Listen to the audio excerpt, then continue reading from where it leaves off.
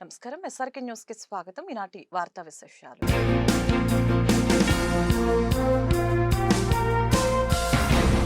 చేసిన తప్పును పక్కవారిపై నెట్టడం సీఎం చంద్రబాబు అతని కుమారుడు లోకేష్ కి అలవాటేనని వైసీపీ అధినేత జగన్మోహన్ రెడ్డి నిప్పులు చెరిగారు. తాడేపల్లిలో గురువారం జగన్ మీడియాతో మాట్లాడారు. ఆంధ్రప్రదేశ్లో నకిలీ మద్యం వ్యవస్థీకృతంగా నడుస్తుందని చెప్పారు. నకిలీ మద్యం వ్యవహారంతో పాటు విశాఖ డేటా సెంటర్పై కూటమి ప్రభుత్వం ఎల్లో మీడియా తప్పుడు ప్రచారం చేస్తుందని చెప్పారు. తమ పార్టీ వేసిన బీజానికి కొనసాగింపే గూగుల్ డేటా సెంటర్ అని 2023లో డేటా సెంటర్ కి శంకుస్థాపన కూడా చేశామని గుర్తు చేశారు. చంద్రబాబు నాయుడు క్రెడిట్ చోరీలో పీక్, పర్ఫార్మెన్స్ మాత్రం వీక్ అంటూ విమర్శలు చేశారు. చంద్రబాబు రాష్ట్రాన్ని యార్డ్ ఏజెన్సీగా నడుపుతున్నారని ధ్వజమెత్తారు. రాష్ట్రంలో డీఏపీ, యూరియా దొరకటం లేదని, వర్షాలకు జరిగిన పంట నష్టాన్ని కూడా అంచనా వేయలేదని మండిపడ్డారు. బీమా సంగతి అసలు పట్టించుకోలేదని ఫైర్ అయ్యారు. సో టోటల్గా ఈ ప్రాజెక్టుకు సంబంధించి 87,000 కోట్ల రూపాయలు అదాని పెట్టుబడి పెడతా ఉంది గూగుల్ను తీసుకొచ్చేదానికి. This project is being developed by Adani. $10 billion ఖర్చు చేసి 87,000 కోట్ల రూపాయలు ఖర్చు చేసి గూగుల్ను తీసుకొచ్చే కార్యక్రమం జరుగుతుంది ఇక్కడ. The entirety of the project is being constructed by Adani. It is going to be the world's largest data centre. కట్టిన తర్వాత గూగుల్ క్లయింట్గా వాటిని వాడుకుంటుంది. $10 బిలియన్ తీసుకొచ్చి ఇక్కడ పెట్టి ఇంత కష్టపడి సింగపూర్ గవర్నమెంట్ నుంచి కేబుల్ తిప్పించి కేంద్ర ప్రభుత్వము, సింగపూర్ గవర్నమెంటు, వైఎస్ఆర్సీపీ గత ప్రభుత్వము 87,000 కోట్ల పెట్టుబడి ఇన్ని పెట్టిన తర్వాత గూగుల్ వస్తుంది. క్రెడిట్ అనేది ఎవరికి ఇవ్వాలా? వైసీపీ ప్రభుత్వంలోనే ఇది 300 మెగావాట్లకు సంబంధించి అప్పుడే బీజం పడింది. అప్పుడే గూగుల్కు అదానికి ఉన్న రిలేషన్షిప్ అప్పటి నుంచే ఉన్నది. అప్పుడే జగన్ ప్రభుత్వం, వైసీపీ ప్రభుత్వం సింగపూర్ గవర్నమెంట్కి లేఖ రాసింది.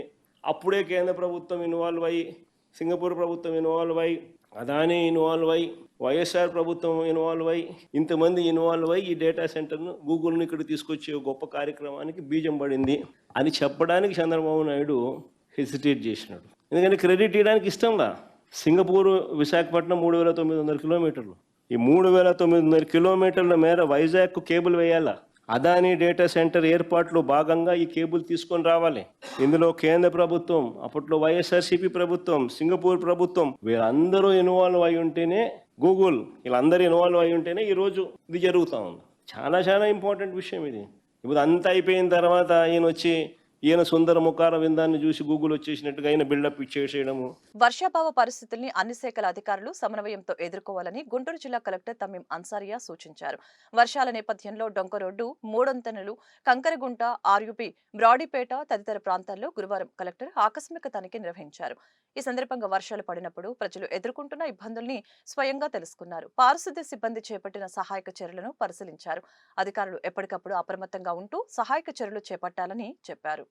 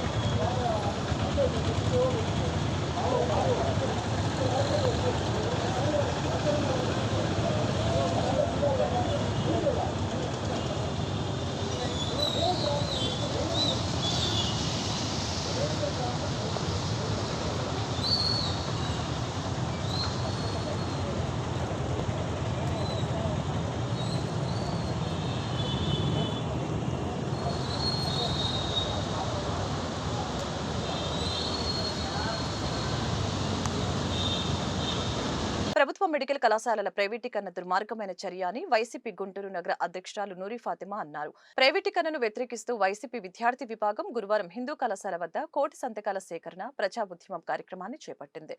నూరి ఫాతిమా మాట్లాడుతూ సీఎం చంద్రబాబుకు పేద విద్యార్థులు వైద్య విద్య అభ్యసించడం ఇష్టం లేదా అని ప్రశ్నించారు. మాజీ ముఖ్యమంత్రి వైఎస్ జగన్మోహన్ రెడ్డి దూరదృష్టితో 17 మెడికల్ కళాశాలలు తీసుకొని రావడం జరిగిందని గుర్తు చేశారు.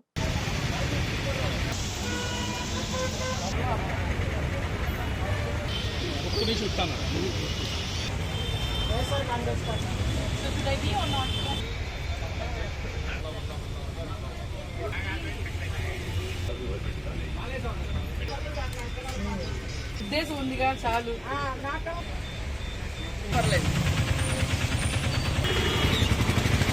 గుంటూరు నగరపాలక సంస్థ కార్యాలయం వద్ద కొలి శారద హోల్సేల్ కూరగాయల మార్కెట్ నూతన లీజుదారులు గురువారం ఆందోళన కార్యక్రమాన్ని చేపట్టారు.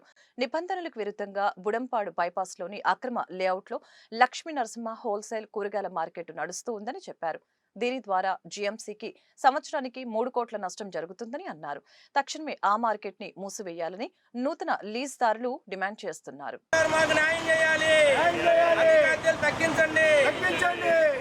అక్రమంగా హోల్సేల్ వ్యాపారం చేసే వారిపై చర్యలు తీసుకోండి. న్యాయం చేయండి. గుంటూరులో అక్రమంగా హోల్సేల్ వ్యాపారం నడుపుతున్న Lakshmi Narasimha vegetable market president arrest చేయండి. నగరపాలక సంస్థ కొలి శారద హోల్సేల్ మార్కెట్ నూతన లీజుదారుల్ని కాపాడండి. నూతన లీజుదారులను కాపాడండి. అధిక అద్దెలు తగ్గించండి. కొలి శారద మార్కెట్ నూతన లీజుదారులు కాపాడండి. కార్పొరేషన్ ఆదాయాన్ని గండి కొడుతున్న Lakshmi Narasimha wholesale vegetable market ని సీల్ చేయండి. కార్పొరేషన్ ఆదాయాన్ని గండి కొడుతున్న Lakshmi Narasimha vegetable market seal చేయండి. మార్కెట్ నూతన లీజుదారుల్ని తగ్గించాలి. భారీగా పెంచిన అద్దెలు అసీలు అద్దెలు కోట్ల రూపాయలు గండి కొడతాయి. లక్ష్మీ నరసింహ వెజిటేబుల్ మార్కెట్ ని సీల్ వేయండి. గుంటూరు నగరపాలక సంస్థకు చెందిన కొలి శారద హోల్సేల్ మార్కెట్ నూతన లీజుదారులను మేము హైయెస్ట్ బిడ్గా గుంటూరులో ఒక కొలి శారద మార్కెట్లోనే కూరగాయల హోల్సేల్ వ్యాపారం నడుస్తుందని కమిషనర్ గారు చెప్పిన మాటకి హైయెస్ట్ బిడ్గా పాడుకున్నామండి. ఇక్కడ పాత లీజుదారులు 20 సంవత్సరాలు ఇక్కడ ఎంజాయ్ చేసి ప్రైవేట్కి వెళ్ళి హోల్సేల్ మార్కెట్కి ఎటువంటి అనుమతులు లేకుండా గుంటూరు బైపాస్లో ఎకరం 45,000 అద్దెతో ఎకరంన్నర సెంట్లు ఖాళీ స్థలంలో అక్రమంగా ప్రభుత్వ శాఖల నుంచి 16 శాఖల నుంచి అనుమతులు తీసుకోకుండా ప్రభుత్వ అక్రమ లేఅవుట్లో ఎటువంటి పర్మిషన్ లేకుండా చేస్తున్నారండి. వాళ్ళు చేయడం వల్ల ఇక్కడికి వచ్చే రైతులు వ్యాపారస్తులు రాకుండా అడ్డుకుంటున్నారండి. లక్ష్మీ నరసింహ వెజిటేబుల్ మార్కెట్ అని హోల్సేల్ పేరు పెట్టుకొని కోర్టులో కేసులు వేయటం, ప్రభుత్వాన్ని బెదిరియటం, ప్రభుత్వానికి డబ్బులు లంచం అడిగారని చెప్పి బెదిరియటం రకరకాలుగా చేస్తున్నారండి. 2 నెలల నుంచి కార్పొరేషన్ ఆదాయానికి దాదాపుగా కోట్లలో నష్టం వచ్చింది. అసీలపాటతో ₹1 కోటి, అద్దెలతో 6 కోట్లు, 7 కోట్ల రూపాయల ఆదాయాన్ని గండి కొడతాన్ని ప్లాన్ చేస్తున్నారు. కాబట్టి ఇప్పటికైనా కమిషనర్ గారు, మేయర్ గారు స్పందించి గుంటూరులో హోల్సేల్ వ్యాపారం ఒక కొలి శారదలో తప్ప ఎక్కడా జరగకుండా ఆపని పక్షంలో మేము ఆమరణ నిరాదీక్ష చేయడానికి సిద్ధమైవ్వండి. మా కుటుంబాలంతా గల్లంతైపోతున్నాయి. అక్రమ వ్యాపారం చేసుకుని 5,000 అద్దె కట్టుకుంటూ రోడ్ల మీద వ్యాపారం చేసుకుంటూ ప్రభుత్వానికి ఒక సవాలు ఇస్తున్నారని వాళ్ళ వెనక ప్రతిపక్ష నాయకులు కూడా ఉన్నట్టుగా మాకు అనుమానం ఉంది. కాబట్టి దీన్ని త్వరగా పోలీస్ శాఖ కూడా తెలియజేసి వాళ్ళని అక్కడి నుంచి వ్యాపారం నిలుపుదల చేయవలసిందిగా కోరుతున్నామండి.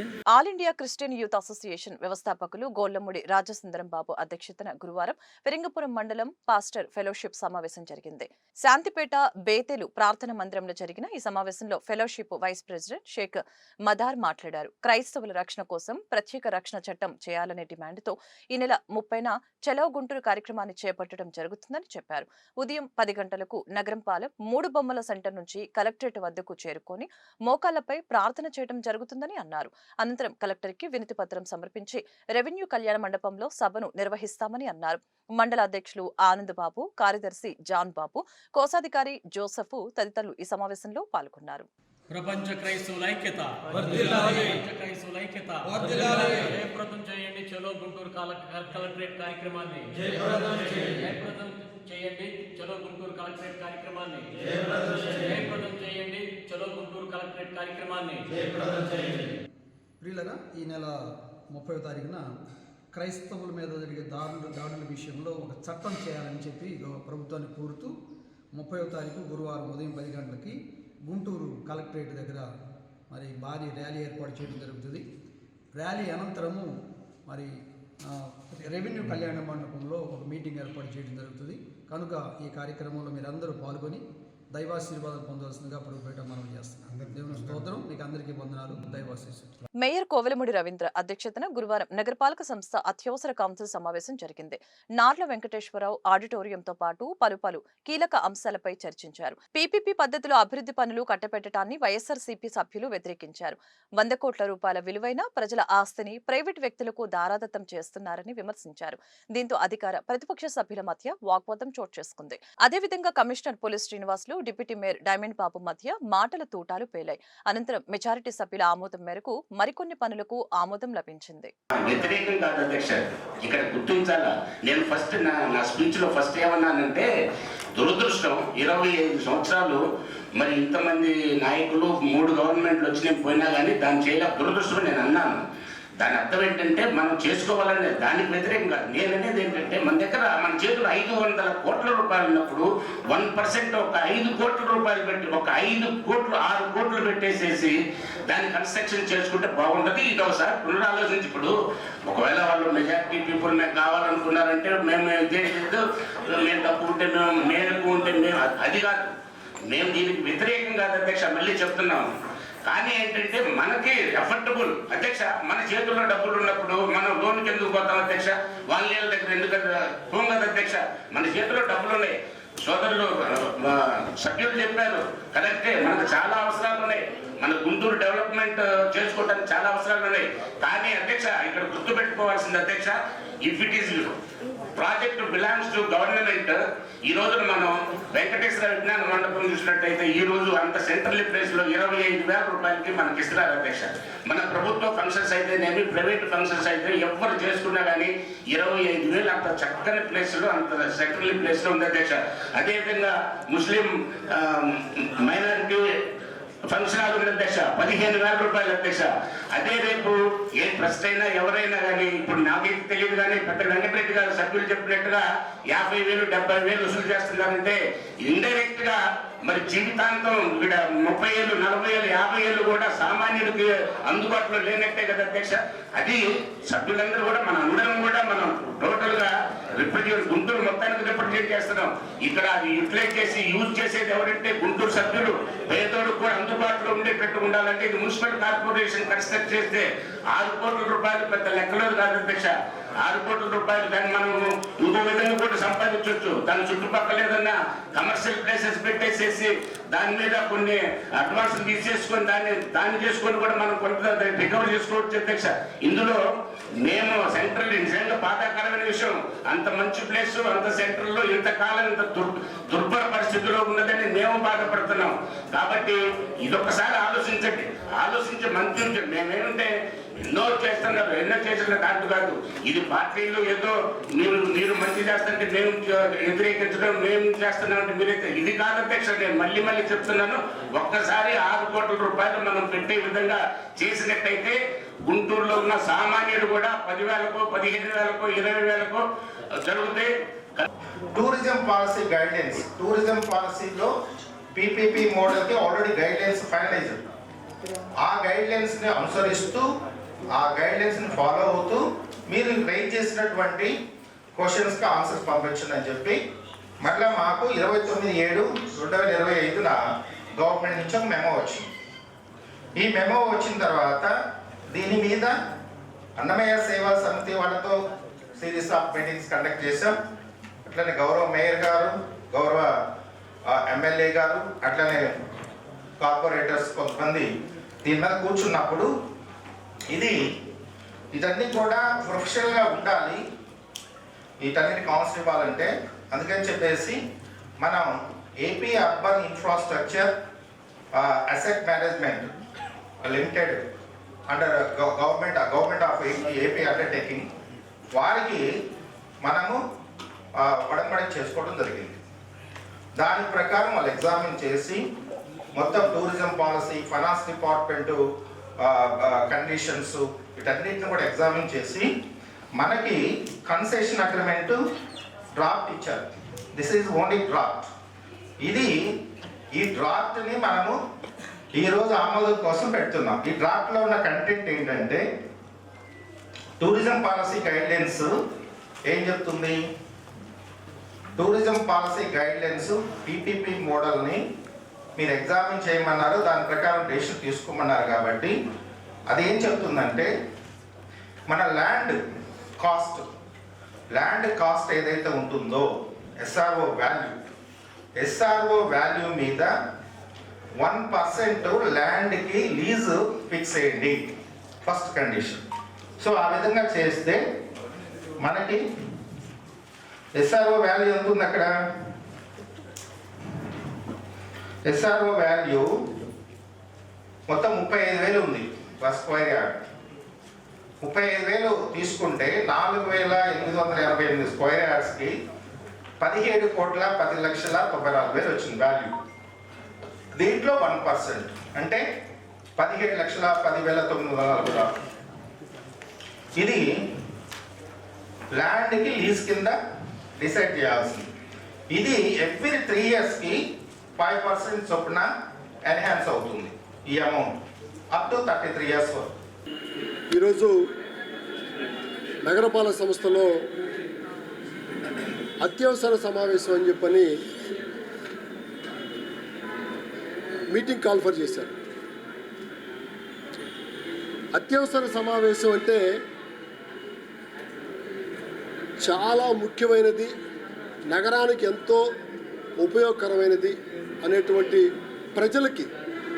సపోజు ఒక తుఫాన్ వచ్చింది, ఒక వరదలు వచ్చినాయి, లేకపోతే ఒక విపత్తు వచ్చింది అన్నప్పుడు పెట్టేటువంటి మీటింగ్ అత్యవసర సమావేశం. కానీ ఇవాళ నగరపాలక సంస్థలో అత్యవసర సమావేశం అని చెప్పని ఒకటి పెట్టి, ఏంటి యొక్క సమావేశ సారాంశం అంటే నగరపాలక సంస్థకు సంబంధించినటువంటి అత్యంత ఖరీదైనటువంటి స్థలం సుమారుగా ఎకరం పైచిలుక స్థలము, దాని ఖరీదు గుంటూరు నగరంలో నడిబొడ్డులో ఉంది. దాని యొక్క ఖరీదు సుమారుగా 100 కోట్ల రూపాయల ప్రాపర్టీ.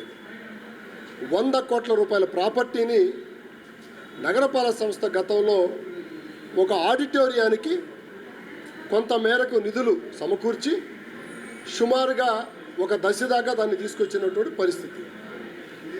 ఆ నిర్మాణం అయిపోయిన తర్వాత దానికి ఎంత ఖర్చు అవుతుంది అని అంటే సుమారుగా ఇంకొక 6 కోట్లు ఖర్చు అవుతుందని చెప్పి చెప్తా ఉన్నారు. 6 కోట్ల రూపాయలు నగరపాలక సంస్థ ఖర్చు పెట్టలేనటువంటి పరిస్థితుల్లో ఉందా అని చెప్పి మేము మాట్లాడుతూ ఉన్నాం. Point number 1. పాయింట్ నెంబర్ 2, ఎవరో ఒక సేవా సంస్థ మేము దాన్ని మాకు లీజుకి ఇవ్వండి, ఒక 25 సంవత్సరాలు లీజుకి ఇస్తే మేము దాన్ని 25 సంవత్సరాలు మెయింటైన్ చేస్తాము, మీరు యాజ్ ఇట్ ఈజ్గా మాకు అప్పచెప్పేస్తే మేము రిమైనింగ్ బ్యాలెన్స్ అమౌంట్ ఎంతైతే ఉందో 6 కోట్ల రూపాయలు మేము కడతామని చెప్పి చెబుతూ ఉంటే, ఇవాళ నగరపాలక సంస్థలో ఉన్నటువంటి అధికారులు, కమిషనర్ గారు ఈ నగరాన్ని ఏమి చేయదలుచుకున్నాడని చెప్పి నేను అడుగుతా ఉన్నా సభాముఖంగా. నేను ఒక డిప్యూటీ మేయర్ హోదాలో ఉన్నాను, ఒక గౌరవ సభ్యుడిగా నేను ఇవాళ నగరపాలక సంస్థ కమిషనర్ గారిని, మేయర్ గారిని, కౌన్సిల్ సెక్రటరీని మీరు ఉన్న పళంగా తీసుకొచ్చి ఈరోజు ఒక అతి ముఖ్యమైనటువంటి సమావేశం అని చెప్పి పెట్టి 100 కోట్ల రూపాయల ప్రాపర్టీని 6 కోట్లు మాత్రమే పెట్టుబడి పెడితే కంప్లీట్ అయ్యేటువంటి ఒక ఆడిటోరియాన్ని మీరు తీసుకొచ్చి ఎవరికో ఇస్తామని చెప్పి చెప్తా ఉన్నారు. ఇది ఎంతవరకు సమంజసం అని నేను అడుగుతా ఉన్నా. ఈ అడిగే దాంట్లో నేను వాళ్ళని ఏమడిగానంటే, నగరపాలక సంస్థ కమిషనర్ గారిని చాలా స్పష్టంగా, మీరు 7వ తారీఖు వాళ్ళు ఒక లెటర్ ఇచ్చారని చెప్పి చెప్తున్నారు. ఆ లెటర్ మీద కమిషనర్ గారు మీరు ఏమి స్పందించారంటే ఎక్కడ ఆయన నోట్లోంచి మాట్లాడలేదు. కమిషనర్ గారికి ఒక రిప్రజెంటేషన్ వస్తే ఆ రిప్రజెంటేషన్ మీద ఒక నోట్ ఫైల్ తయారు చేయటం, ఆయన యొక్క ఒపీనియన్ చెప్పటం, ఆ యొక్క స్థలం ఏంటి, ఆ స్థలము వ్యక్తులకి లీజుకి ఇవ్వగలిగేదా, లేకపోతే నగరపాలక సంస్థ కస్టోడియన్గా ఉండేదా, లేదా నగరపాలక సంస్థకు ఆ స్థలం మీద ఉన్నటువంటి హక్కులు ఏంటంటే దానికి ఆన్సర్ లేదు. ఈ వార్తలు ఇంతటితో సమాప్తం. మరొక బులెటిన్లో మళ్ళీ కలుద్దాం. నమస్కారం.